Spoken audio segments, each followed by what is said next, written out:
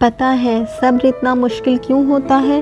کیونکہ صبر کے صلے میں اللہ پاک نے خون کا معجزہ رکھا ہے۔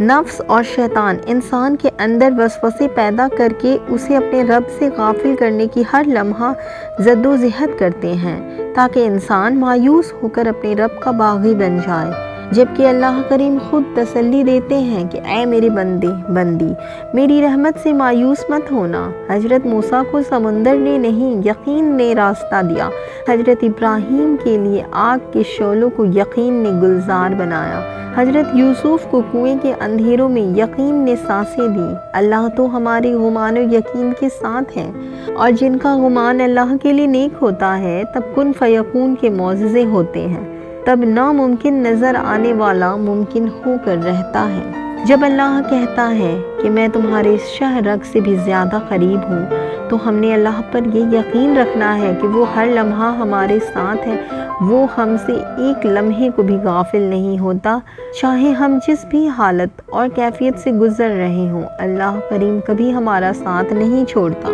ہماری پکار کو سنتا ہے، ہمارے درد کو راحت میں بدل دیتا ہے، ہماری مشکلوں کو آسانیاں دے دیتا ہے۔ جب اللہ سے مانگے تو اس یقین کے ساتھ مانگے کہ وہ ہمیں سن رہا ہے، ہمیں دیکھ رہا ہے، اور ہماری مانگی ہوئی دعاؤں سے ہمیں بہترین نوازے گا۔ یقین معجزہ ہے، یقین کن فیکون کی وہ سریلی اور راحت بھری آواز ہے جو بے قراروں کی قسمت بدل دیتا ہے۔ انسان اللہ تعالیٰ کے سب سے زیادہ قریب سجدے کی حالت میں ہوتا ہے۔ اس لمحے وہ اللہ کو جب پکارتا ہے تو پکار سیدھا عرش پر جاتی ہے، اور اللہ اس پکار کو اس طرح سن لیتا ہے جیسے بندہ اللہ کے پاس بیٹھا حال دل سنا رہا ہو۔